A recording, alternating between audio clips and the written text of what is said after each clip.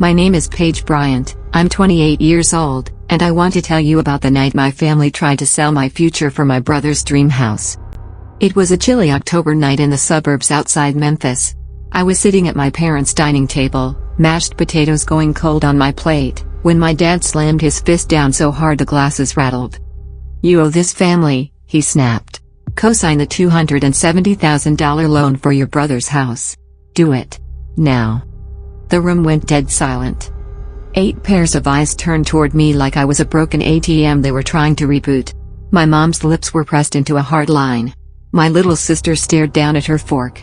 And my brother, the star of the show, leaned back in his chair with that smug little smirk I'd known my whole life. Let's call him the favorite.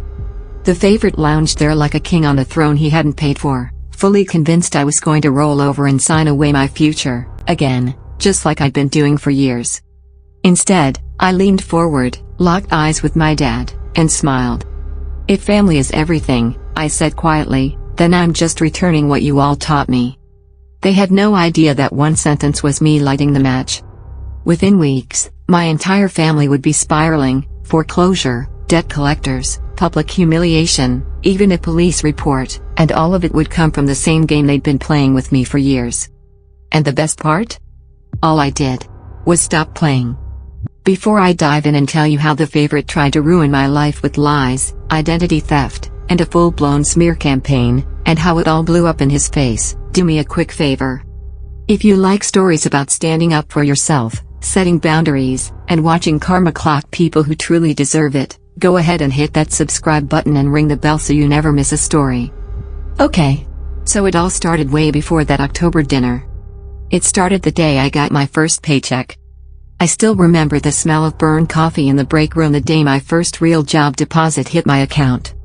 I was 23, fresh out of college, working at this tiny startup in downtown Memphis, one of those places with exposed brick, crappy chairs, and big dreams. I was debugging scripts, pushing code at 2 a.m., surviving on vending machine snacks and sheer stubbornness. And honestly, I was proud. I'd worked my butt off to get there.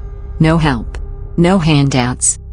I was sitting at my little desk with a wobbly leg, checking my online banking app, when I saw it, $1,943.82. My first full paycheck. I grinned like a maniac. My chest felt warm, like this was the start of my actual life. My life. Not my family's. I literally whispered to myself, "Okay, Paige. This is where it changes." My phone buzzed. Dad flashing across the screen. I hesitated for half a second, then answered. "Hey, Dad," I said, still smiling. His voice came through rough and annoyed, like I'd already disappointed him. "Power bill's overdue," he said. "No hello. No how's the job. You've got that new job now. Pitch in." My brain did this weird double take. I sat there staring at my monitor, my smile sliding off my face. Okay, I said slowly. "How much?" $400, he snapped. "And do it today. We don't need the lights cut off again." I swallowed. $400 was almost a week of my pay. But there was that word that had been weaponized my whole life. Family. In my head, I saw 12-year-old me watching my dad curse at a shut-off notice, my mom crying, my little sister Zoe asking if she could still watch cartoons. I saw myself thinking, one day I'll help. One day I'll fix this. So I said, "Okay. I'll send it." He didn't say thank you. He just grunted and hung up. I stared at my phone for a long second, then opened my banking app again. The number dropped, $1,943.82 to $1,543.82. It stung. But I told myself, it's okay. It's just this once. This is what good daughters do. I wish I could go back and shake that version of me. Because it was never just this once. After that first call, it was like the dam broke. The next month, my mom texted. "Mom, we're tight this week. Can you help with a gas bill, honey?" Red heart emoji. Then it was the water. Then the internet. Then another power bill. "We're short on groceries this week. Dad's truck insurance lapsed. Zoe's got a field trip, and we don't want her to feel left out." Each time, it came with some mix of guilt and expectation. You've got a good job now. You make more than any of us. You don't even have kids to worry about. Meanwhile, every time I drove out to the suburbs, I would see Cole, the favorite, pull up in some new truck or wearing some flashy new watch. "Check out the rims," he'd say, grinning, running a hand over the shiny wheel. "Real investment, right?" Dad would clap him on the back. "That's vision," he'd say proudly. "Cole's got plans." Mom would smile, eyes shining. "He's just finding his way. He's going to be huge one day." Then she'd turn to me, face shifting back into practical mode. "Can you cover the cable this month?" she'd murmur, like it was a minor footnote. "We're behind again." I'd laugh awkwardly and say, "Yeah, sure," then go home and move the numbers around in my budgeting spreadsheet. Rent, groceries, gas, student loan, family. Family became a whole column. At first, I told myself it was temporary. I was building goodwill, helping everybody get on their feet. I'd be the responsible one for a few years, and then things would even out somehow. But if you've ever been the stable one in a dysfunctional family, you already know how that story goes. It doesn't even out. It just drains you. The first big hit came wrapped in Zoe's college acceptance. I was 25, sitting at my tiny kitchen table in my studio apartment, hand-me-down plates, mismatched forks, eating microwave pasta after a long day of refactoring a nightmare codebase. My phone rang. "Mom." I answered with a tired smile. "Hey, Mom." Her voice was bright. "Zoe got in." She shrieked. "She got into the university." I sat up, smiling for real. "What? That's amazing. Tell her I'm proud of her." Zoe grabbed the phone, squealing. "Sis, I did it." For a moment, I felt nothing but happiness. My little sister had something I never did, parents who actually seemed excited about her future. But then the call shifted. Mom came back on, her tone soft, urgent. "Listen, honey," she said. "We're so proud of her, but tuition is more than we expected. We're short. Loans only cover so much." My stomach tightened. "Oh," I said. She sighed dramatically, like she was carrying the weight of the whole world alone. "We know you're doing well now," she continued. "You're smart with money. Zoe really needs this. You wouldn't let your sister miss out on college, would you?" The guilt slid into place like a knife. I pictured Zoe packing bags, her big hopeful eyes, the pressure in her messages about campus life. I pictured her crying if she couldn't go. I pushed down the voice in my head screaming, "This isn't your responsibility." "How much?" I asked. There was a pause.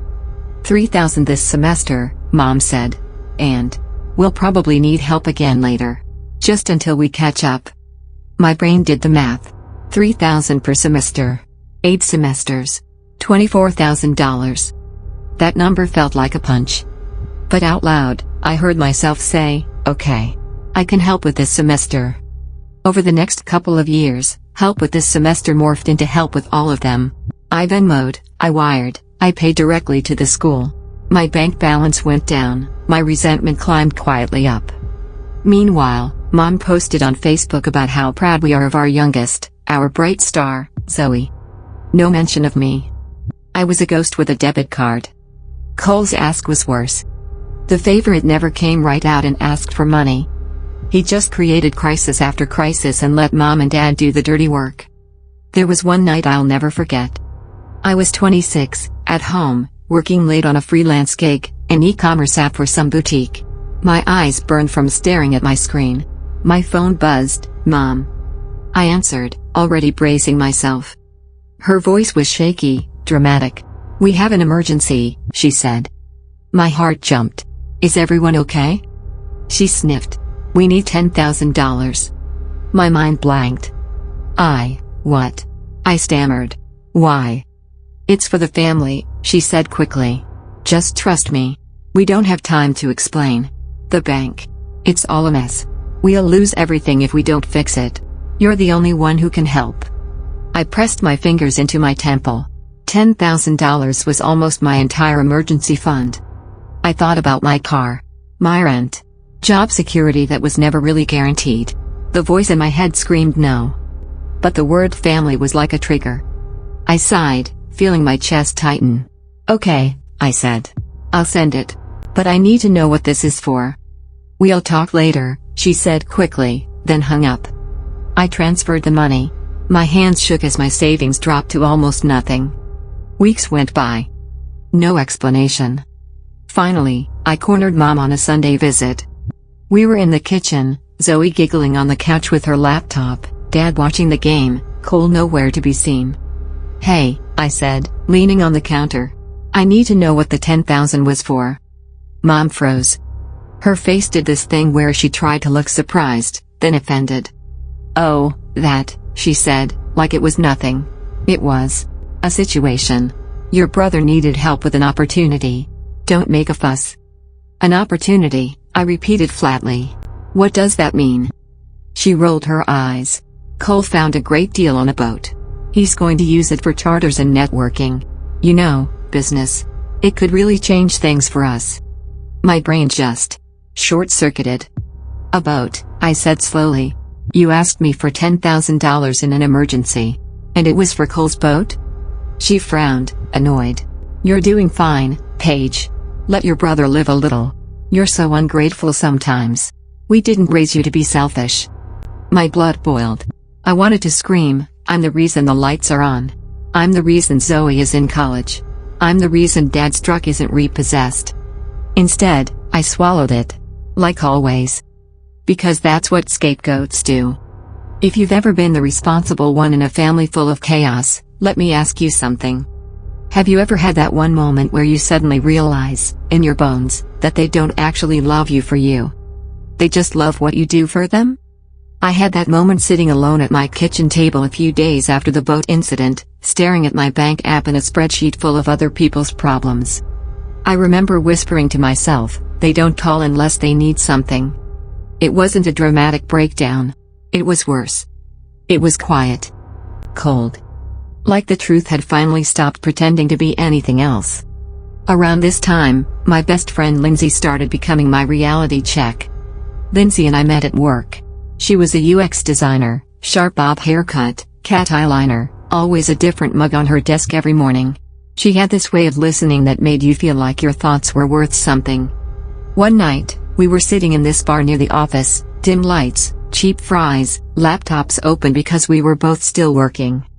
I was staring at my tracking app, watching another urgent transfer leave my account. Lindsay leaned over. "You okay?" she asked. I laughed without humor. "Just paying my monthly thanks for being born into this family tax." She raised an eyebrow. "That bad?" So I told her. Not everything at once. But enough. The power bills. Zoe's tuition. The boat. The endless "we're tight this week" texts. Dad's "you're stable, don't complain. Mom's be a good sister." Lindsay listened, eyes narrowing. Finally, she put her fries down and said, very plainly, "Paige. They're using you." I flinched. "They're my family." She leaned in, voice low but firm. "Family doesn't mean what they're making it mean. You're not their daughter to them. You're their safety net. Their walking credit line." I sat there, stunned, because hearing someone else say it out loud made it real in a way my internal monologue never did. "Maybe I'm overreacting," I muttered. "They raised me. I owe them something." She shook her head. "You don't owe them your entire future. You don't owe your brother a boat. You don't owe your parents a lifestyle they can't afford. And you definitely don't owe anyone a six-figure mortgage with your name on it." I stared at her. "Mortgage?" She shrugged. "They've already taken everything else, haven't they?" Her words stuck to me like burrs. I didn't know then how right she was. After that, I started pulling back. Just a little at first. When Mom texted, "We're tight, can you help with the cable?" I delayed answering. When Dad hinted about truck repairs, I said I was behind on bills too. When Zoe asked for money for books, I told her to check the campus library. The reactions were immediate. Mom's texts got sharper. "You've changed. We raised you better than this. Don't forget who was there for you." Dad was more direct. "We need you to step up. Don't be selfish." Cole did his part through snide comments during rare family visits. "Someone's feeling themselves now that they write code," he'd say. "Don't forget where you came from, sis. We made you." I laughed it off. But inside, something harder than guilt was crystallizing. Resentment. Then came the setup. It was a Tuesday night, and I was still at the office at 8 p.m., the glow of my monitor casting my reflection back at me. I was debugging a nasty issue in a mobile app for a retail chain. The kind of bug that hides 3 layers deep and refuses to make sense. My phone lit up. Mom. I considered ignoring it. Then sighed and answered. Hey, Mom. Her voice was tight, theatrical. We need you at the house this weekend, she said. It's important family business. My stomach dipped. What kind of business? I asked. We'll talk when you get here, she said, evasive. It's better in person. Saturday. 6 p.m. Don't be late. I stared at the far wall. Mom, I said slowly, if this is about money. It's about family, she cut in sharply. You'll be here. That's not a request. She hung up. I sat there, phone still pressed to my ear, the deadline humming in my head. I could feel it. The trap. The next day, I told Lindsay. We were in the break room, waiting for our coffee from the machine that sounded like it was dying. Don't go, she said immediately, frowning. I shrugged. I have to. No, you don't, she insisted. You're an adult. You live in your own apartment, in a whole other part of the city. They don't own you.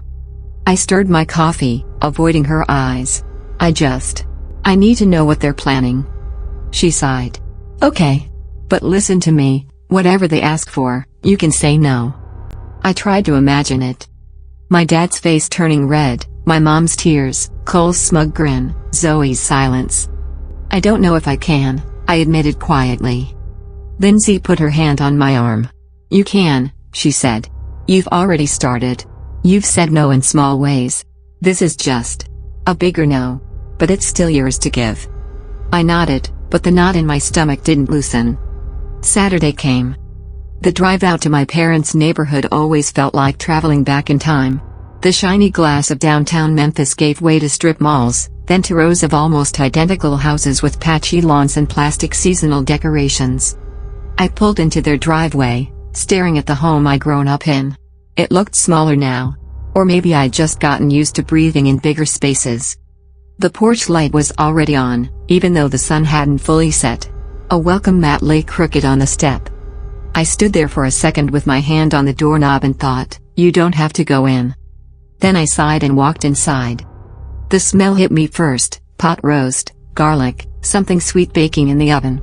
My mom always cooked when she wanted to soften the blow of something. Paige? Mom called from the kitchen. I stepped into the dining room. The table was set like it was Thanksgiving. There were my parents, Zoe, and, of course, Cole. Plus my aunt, uncle, and 2 cousins, all squeezed around the long table. Every eye turned to me as I walked in. Hey, I said tentatively, dropping my bag by the door. About time, Dad grunted. Sit down. I slid into an empty chair halfway down the table.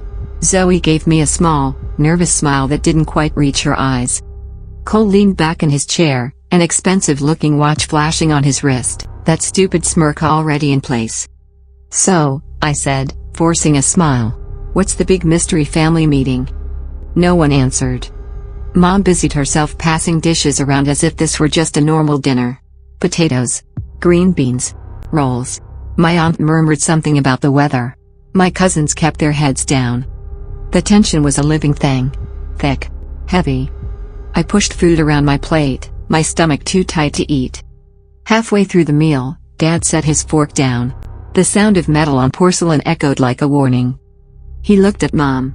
She gave him a tiny nod. Then he slammed his fist down on the table so hard the salt shaker toppled. Paige, he said, voice loud, hard. You owe this family. Co-sign the $270,000 loan for your brother's house. Do it now. The room went still. My ears rang. My first thought was stupid. Wow, he didn't ease into that at all. My second thought was colder. There it is. Everyone was watching me. Mom's eyes were wide but full of expectation. Zoe stared at her plate like if she didn't move, she wouldn't exist. My aunt bit her lip. My uncle cleared his throat but said nothing. And Cole, the favorite, leaned back, laced his fingers over his stomach, and smiled like this was the punchline of a joke. I heard my voice come out barely above a whisper. What? Dad leaned forward, eyes blazing. You heard me, he said. Cole's buying a house. The bank needs a co-signer. You have the best credit. You make the most money. This is what family does. I stared at him, my chest tight. I'm not, I swallowed. I'm not putting my name on a $270,000 loan for anyone. Cole chuckled darkly. Relax, Paige. It's not like you'd be paying it. It's just your name on paper. Mom finally chimed in, voice sugary but sharp. We've always supported you, she said. We didn't complain when we helped with your school supplies, your first car. Are you serious? I cut in. You think paying for some notebooks when I was 10 is equal to asking me to risk my entire future on your son's mortgage? Her face hardened. So you're going to throw everything we've done for you in our faces? After all the sacrifices we made? My laugh came out half hysterical. What sacrifices? I demanded. When I paid your power bills. When I covered the gas bill. When I wired $10,000 for Cole's boat. When I paid Zoe's tuition. The words started spilling out now, years of swallowed anger finally boiling over. Who covered your internet when it got cut off? Who paid for Zoe's textbooks that turned into concert tickets? Who has been bailing you all out every single time? Dad slapped the table again. You're out of line. I'm out of money, I snapped. That's what I am. Cole's smirk slipped. Jesus, Paige, you're being dramatic. It's just a signature. You know I'll pay it. I turned to him, my hands shaking. You can't even keep a truck from getting repossessed, but I'm supposed to believe you'll pay a $250,000 mortgage? He scowled. You think you're better than us now? Just because you type on a keyboard all day? Mom put a hand on his arm. Cole is trying, she insisted, glaring at me. He has big dreams. He just needs a little support from his sister. That's what good sisters do. There it was again. Good sisters. Good daughters. Good little servants. I took a slow breath, feeling something solid settling into place inside me. No, I said. Dad's head jerked. What did you say? I said no, I repeated, louder. I am not co-signing his loan. I am not signing my life away so he can play pretend homeowner. A ripple went around the table. My aunt's eyes widened. My uncle stared at me like I'd grown horns. Zoe finally looked up, tears pooling in her eyes. Mom went cold. We have always been there for you, she said, voice trembling with righteous anger. You wouldn't even have that job if it weren't for the values we raised you with. And this is how you repay us? Dad jabbed a finger at me. Walk out that door after saying no, and you are done with this family. Do you hear me? Done. My heart pounded against my ribs so hard I thought it might crack. I stood up slowly. My chair screeched against the floor like it was protesting too. I looked at each of them. At Zoe, who wouldn't meet my eyes.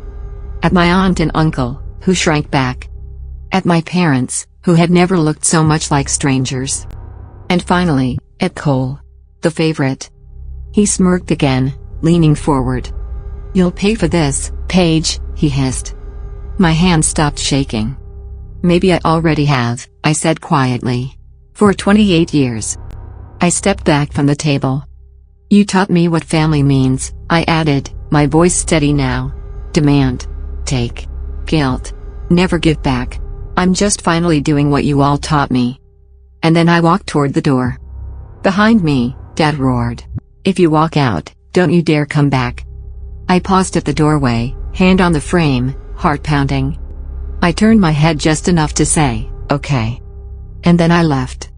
Let me pause here and ask you something. If you were sitting at that table, with your dad threatening to disown you, your mom calling you selfish, and an entire room of relatives silently expecting you to destroy your own future for someone else's, what would you have done? Would you have signed? Would you have walked out? Let me know in the comments, because I know I'm not the only stable one who's been put in that position. The drive back to Memphis that night felt like driving out of a storm. My hands were still trembling on the steering wheel, but my mind was weirdly clear. I replayed Dad's voice threatening to cut me off, Mom's accusations, Cole's hiss, you'll pay for this. And then, my own voice. No. It echoed louder than all of theirs.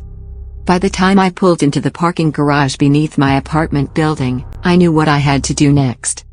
If they were going to treat me like an ATM, then it was time I did what ATMs do when someone has the wrong PIN too many times. I shut down. Back in my little downtown place, I dropped my keys on the counter, kicked my shoes off, and went straight for my laptop. No crying. No pacing. Just action. I opened my banking app and logged into the shared family account, the one that had started years ago as a rainy day fund we all could contribute to. Yeah. Right. I stared at the numbers. My contributions. Their withdrawals. My stomach turned. With a few clicks, I froze their access. Then I transferred every last dollar that was mine into a brand new personal account with no shared access, no linked users, nothing. Next, I changed every password I could think of. Online banking. Credit cards. Two-factor authentication. I even called the bank's 24-hour hotline and asked them to put notes on my profile that any new joint accounts required my in-person approval and identification. Big life change? The customer service rep asked lightly. You have no idea, I muttered. When I finally closed my laptop, it was almost midnight. My eyes burned, my shoulders ached, but for the first time in years, I felt safe. Tired, but safe. The next morning, my phone looked like it was having a seizure. Missed calls. Text message notifications stacked on top of each other. Dad. Mom. Cole. Even Zoe. I didn't open a single one. I just watched the numbers climb. 15 missed calls. My voicemail indicator flashed angrily. I turned the phone face down and made coffee. By noon, the silence ended, with a bang. My cousin texted me a single line. You nuked the account, didn't you? I replied. It was my money. I moved my money. A minute later, my phone buzzed again. You should see your brother's face. Bank called them at 8 a.m. He screwed. Collectors finally getting through. I stared at those words. I won't lie. A tiny, petty part of me smiled. During the next few days, the fallout rolled in like a crashing wave. First, Mom. Her voicemail was full of tears. Paige, how could you do this? The bank called this morning. They said the account was locked. Your father is freaking out. Cole has payments due. We're behind on the house. You can't just pull the rug out like this. Think of the family. Next, Dad. His was all anger. This nonsense stops now. You will call the bank and fix this. You will move the money back. This is our home we're talking about. Don't be dramatic. Then, Zoe. Hey, sis, she said in a small voice. Mom and Dad are losing it. Did you really lock the account? Did Cole really mess up that bad? That last question hung there. Did Cole really mess up that bad? I could almost hear her brain starting to crack open, trying to reconcile Golden Boy Cole with the reality of a $270K loan, boat, business conferences, and parents in foreclosure. I wanted to text back, yes. He did. He always has. But I didn't. Because if I let myself be the explainer, the fixer, the translator, I'd be right back in the role they'd cast me in. Instead, I put my phone on Do Not Disturb and went to work. At the office, life went on. My team had no idea I was under siege. We were days away from launching that retail app I'd been grinding on for months. There were bugs to squash, edge cases to test, last-minute UI tweaks from marketing. Lindsay stopped by my desk with her usual mug. Today it said CSS stressed but well-dressed. You survived the family summit? She asked. I laughed, but there was no humor in it. Define survive. Her smile faded. That bad? I told her everything. The dinner. The loan. The threat. The account. The house now in foreclosure because my parents had been funneling money into Cole's schemes for years instead of paying their own bills. When I finished, she shook her head slowly. They really did that, she said. They really looked you in the eye and tried to strap a six-figure debt to your back for the favorite. I nodded. You did the right thing, she said firmly. I don't care what they say. You didn't put them in that mess. They did. Him and them. Not you. I swallowed, because hearing that validation made my chest ache. What if I'm heartless? I whispered. What if I really am abandoning them? She leaned on my desk, eyes fierce. "Paige," she said. "They are adults. They chose their son's fantasies over their basic responsibilities. They lied to you about emergencies. They used you. Protecting yourself is not abandoning them. It's refusing to drown with them." I blinked hard, the office lights blurring. "Yeah," I said softly. "I guess you're right." "No guessing," she said. "I am right." If the story had ended there, me cutting them off and them quietly suffering the consequences, it would have been messy but simple. But the favorite doesn't go down quietly. When he's cornered, he doesn't apologize. He attacks. And that's exactly what he did next. A week after the dinner, I got a fraud alert from my bank. Suspicious attempt to open a new line of credit in your name. I stared at the notification, my blood turning to ice. I called the bank immediately. "Hi, I got an alert." The rep pulled up my file. "Yes, Ms. Bryant. Someone attempted to open a credit card using your name and social security number earlier today. The application was flagged and denied." My throat went dry. "Where was the application from?" I managed. She told me the branch. It was 15 minutes from my parents' house. I already knew. Cole. The favorite had apparently decided that if he couldn't get me to volunteer my credit, he'd just steal it. I thanked the rep, hung up, and sat very, very still. I could feel my heart punching against my ribs. My hands tingled. Then I did what Lindsay would have told me to do. I took a breath. And I opened my laptop. First, I put a freeze on my credit with all 3 bureaus. Equifax. Experian. TransUnion. No new accounts without me manually lifting the freeze. Then I called the Memphis Police Department non-emergency line. I explained everything. "I want to file a report for attempted identity theft," I said. The officer on the phone was calm, professional. He asked for details. The bank's alert. My family situation. The earlier pressure to co-sign the house loan. "Do you have any reason to suspect who may have tried this?" he asked. "Yes," I said, my voice shaking slightly. "My brother. Cole Bryant." Saying it out loud hurt. But it also felt cleansing. Like I was finally admitting who he really was. The officer took my statement and gave me a case number. Then I called Lindsay. "Good," she said when I told her. "You're doing everything right. This is exactly why we have laws. It's not petty. It's protection." I let out a shuddering breath. "Feels like I'm turning on my own blood," I said. She snorted. "He turned on you when he tried to steal your identity. All you're doing is turning on doormat mode." The next escalation came from the only place I hadn't fully prepared for. Social media. Lindsay called me one evening while I was cooking in my tiny kitchen. "You need to sit down," she said without preamble. "Oh no," I muttered.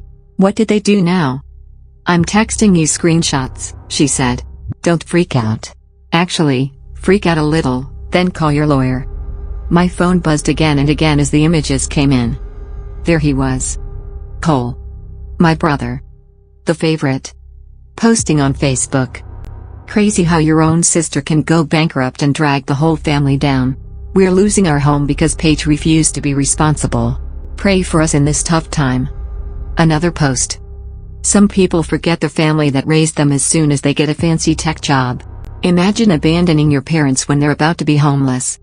Comments from neighbors and old family friends. "So sorry, Cole. Some kids are just ungrateful. I always knew Paige was cold. Praying for you and your parents." Then my parents' posts. Mom. Heartbroken that our own daughter would turn her back on us when we needed her most. "This isn't how we raised her. We don't understand." Dad. "We taught our kids to value family. One of them remembers. The other doesn't. We're paying for her choices." I could feel my pulse pounding in my ears. It was like being punched in the chest over and over again. The truth was completely upside down, and they were feeding it to the entire community, and people were swallowing it whole. "That's not all," Lindsay said quietly. She sent more screenshots. A Reddit post. Local gossip group. Even some rant in a random Facebook community page where my mom had apparently vented about my programmer daughter who walked away with 6 figures and left us to lose everything.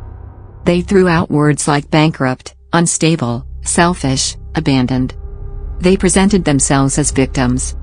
They painted me as a monster. And people believed them. How is this even real? I whispered, my hands shaking.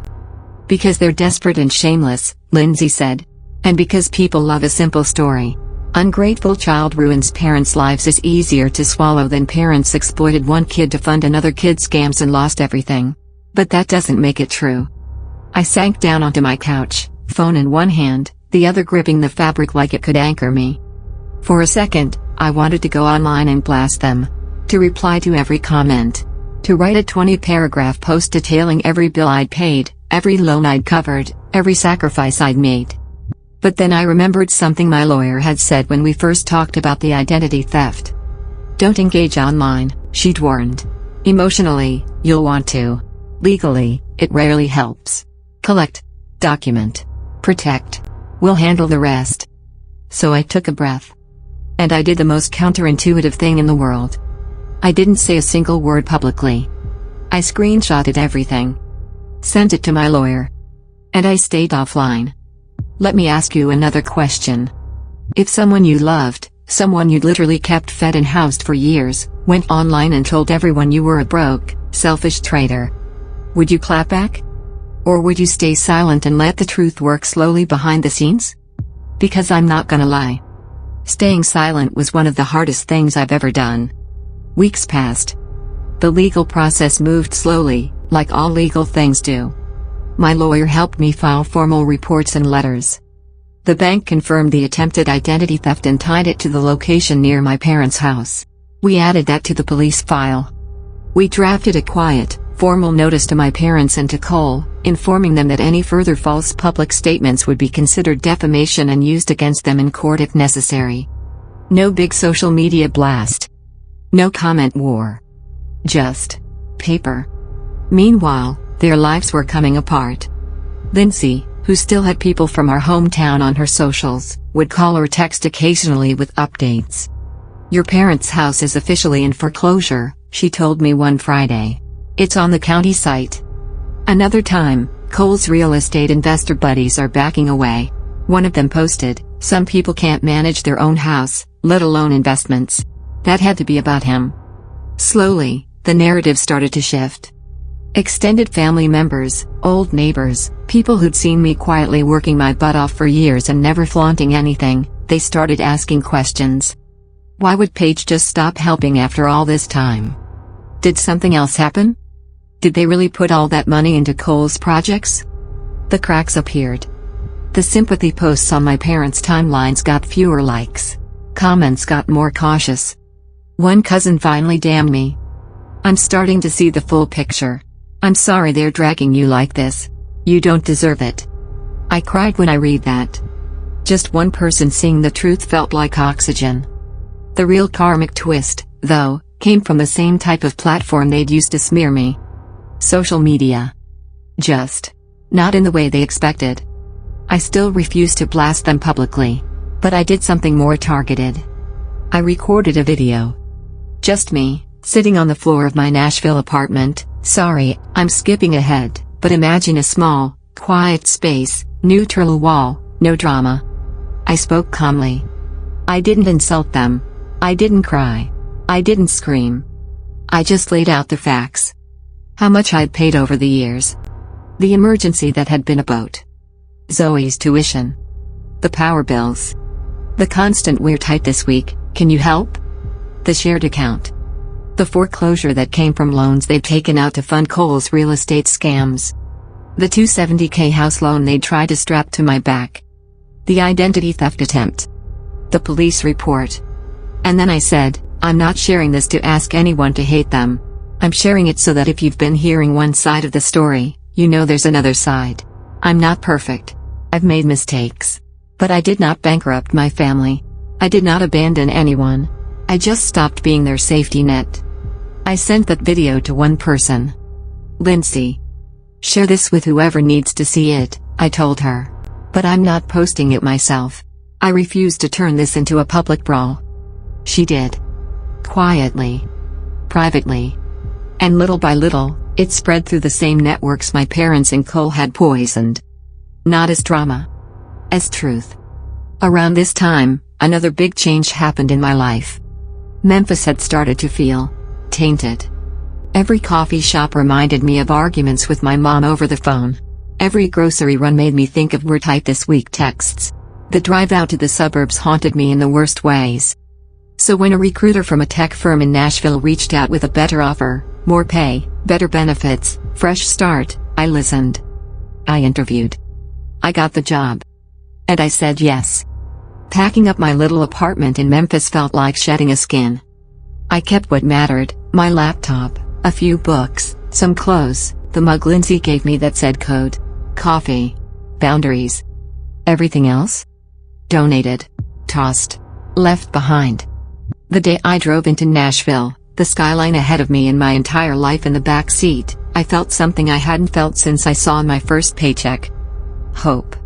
Real hope. In Nashville, I built a new routine. New office. New coworkers. New coffee shops that didn't have memories attached. My new team was thrilled to have someone with my experience. We dove into a huge project, a mobile app for a chain of wellness stores, and I lost myself in UI flows and API integration and late-night bug fixes. At home, my apartment was small but mine. No family photos. No reminders.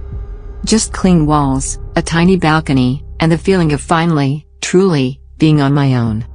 I kept my credit frozen. I checked my accounts regularly. Every time I saw no unusual activity, it was like a small exhale. The police case against Cole moved slowly. My lawyer assured me that even if it didn't go criminal, the documented attempts and the paper trail gave me strong protection if he ever tried anything again. But the most important protection was internal. I stopped picking up calls from numbers I didn't recognize. I stopped feeling guilty for saying no. I stopped explaining myself. One evening, a few months after I'd moved, I was standing on my little balcony with a mug of tea, watching Nashville's lights flicker on, when my phone buzzed. It was a text from Zoe. "Sis, I'm sorry. I didn't know the whole story. I'm starting to see what they did to you. I hope you're okay." I stared at it for a long time. The little typing bubble appeared, disappeared, appeared again. "I wish I'd spoken up that night at dinner," she added. "I was scared. But I shouldn't have been quiet. I'm sorry." My chest ached. This was what I'd wanted for years, right? A sibling who saw me. Who understood. Who didn't just take. My fingers hovered over the keyboard. "It's okay. Thank you for saying that. I miss you. I can't do this right now." All the possible replies crowded my brain. In the end, I did something that would have shocked the old me. I didn't reply. Not because I hated her. Not because I wanted to punish her. But because I finally understood that stepping back wasn't about punishing anyone. It was about protecting me. And right then, my peace was too new, too fragile, to risk pulling my family's chaos back into my orbit again. So I put my phone down. And I sipped my tea. And I watched the city lights. By December, the storm had quieted. Lindsay called sometimes with little updates. "Your parents' house is officially gone," she said once. "Auctioned off. They're renting now. Smaller place. Fewer friends." Another time, "Cole's Instagram is basically dead. No more hustle posts. Just a lot of vague quotes about betrayal and starting over." I listened, but the updates felt far away. Like she was reading the end of a book I'd stopped caring about. My life in Nashville was simple. Work. Walks. Weekend brunches with new friends. Occasional late-night calls with Lindsay where we talked about everything except my family. For the first time in my life, my calendar wasn't full of obligations to people who resented me. My money went where I chose. My credit belonged only to me. My identity, on paper and in my heart, wasn't wrapped around fixing anyone. I was just Paige. Not the ATM. Not the scapegoat. Not the backup plan. Just me. So here's what I want to say to anyone still listening right now. If you grew up being the stable one, the responsible one, the one who always bails everyone out, I need you to hear this. Your value is not measured by how much of yourself you're willing to burn to keep other people warm.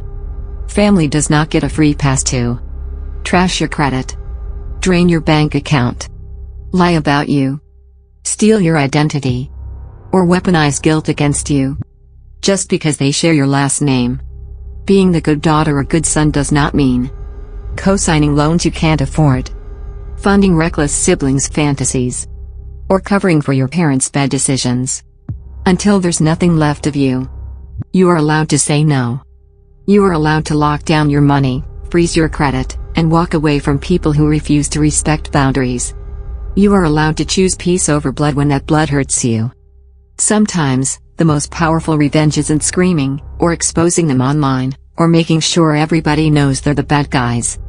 Sometimes, the most powerful revenge is quietly refusing to be used, letting their own choices catch up to them, and building a life so solid and so peaceful that whether they approve of it or not doesn't matter, because they no longer have any power over you. If you're in that place right now, if your family is pulling you in 100 directions, demanding more than you can give, I want you to ask yourself, if I keep giving like this, what will be left of me? And if the answer scares you, that's your sign. Thank you for listening to my story. If it resonated with you, even a little, leave a comment, tell me your version, and don't forget to subscribe so you don't miss the next time we talk about boundaries, betrayal, and finally choosing yourself.